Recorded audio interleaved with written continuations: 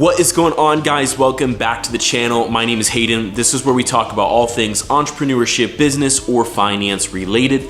A huge portion of this channel is dedicated to credit cards, how we maximize our value out of them, meaning getting more money out of something than putting into it. If that's something that you find interesting and you find I have done this video justice, please consider subscribing and smashing that like button for me. So today what I'm gonna talk about is the best credit cards you can use to get yourself a free exotic car rental.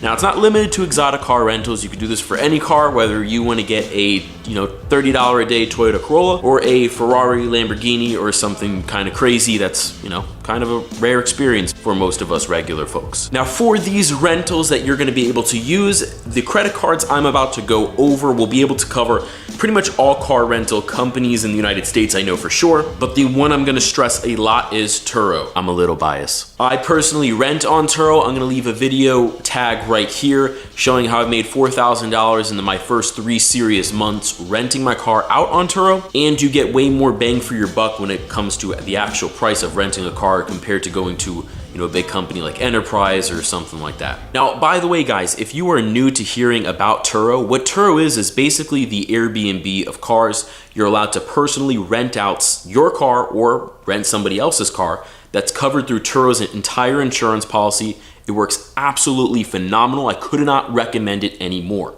And if you're interested in using it, on top of getting all these redemption points, if you use my link down below, you get 25 bucks off your first rental. I get 25 bucks off. And if you decide to be a host, you'll get $75 and I'll give you a free consultation if you request it. But again, if you are traveling, you're sticking to Enterprise or Avis or any of those companies, you could definitely use these cards to comp those. So the first card I'm gonna bring up is probably hands down one of the best travel cards out there as far as the sign-up bonus goes, and that is the Barclays Arrival card. This card right now has a massive sign-up bonus. It's currently 70,000 points or miles for spending $5,000 in the first 3 months. Now, unlike American Express or Chase, where we can value those points higher because we're transferring them out over to different business class flights where you're getting a better redemption rate, or hotels, this is gonna be a 1 cent to 1 point ratio.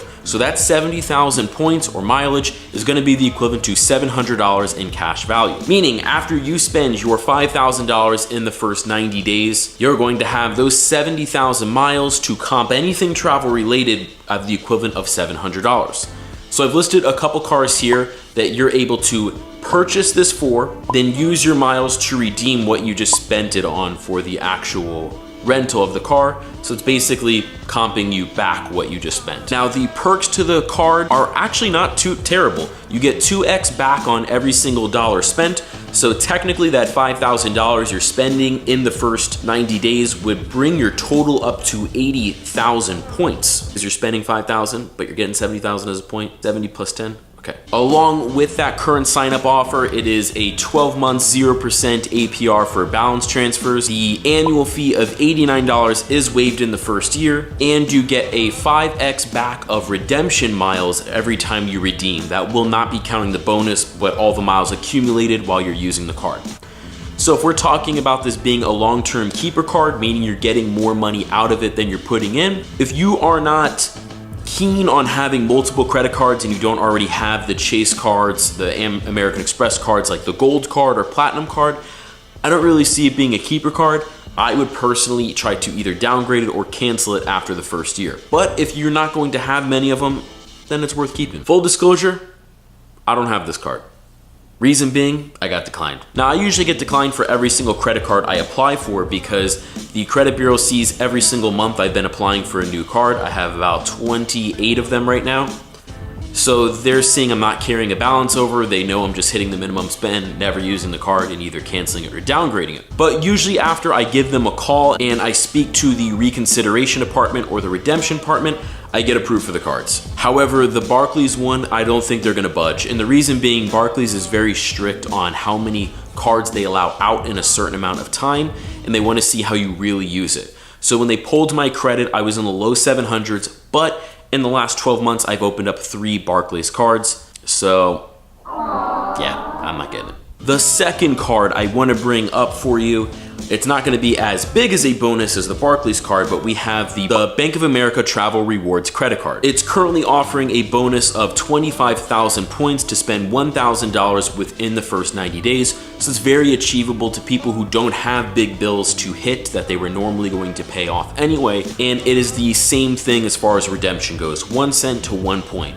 meaning that 25,000 miles or points is going to be the equivalent $250 cash value.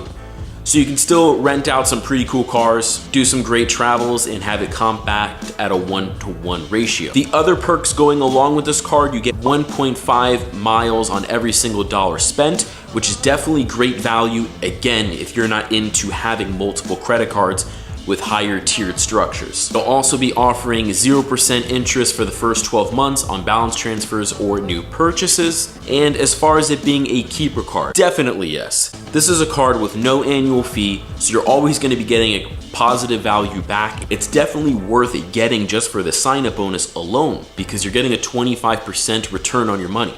You're spending $1,000 and getting $250 back, and you're spending that $1,000 on something I'd hope you were going to buy anyway, like paying your car loans, your car insurance, your phone bill, rent, etc. The next card, which I mentioned, and it's a great starter card if you're new to this, it's actually the second credit card I ever got, which is the Discover It Miles card. Now, how the sign-up bonus works for this, it's actually not a spending quota. What they're offering is a 1-to-1 match of what you spend in your first 12 months. So if you accumulate 30,000 miles in the first 12 months of your card, they're gonna match it and you have a total of 60,000. So it's really not that great of a card if you, again, already have multiple travel cards with higher tiered structure.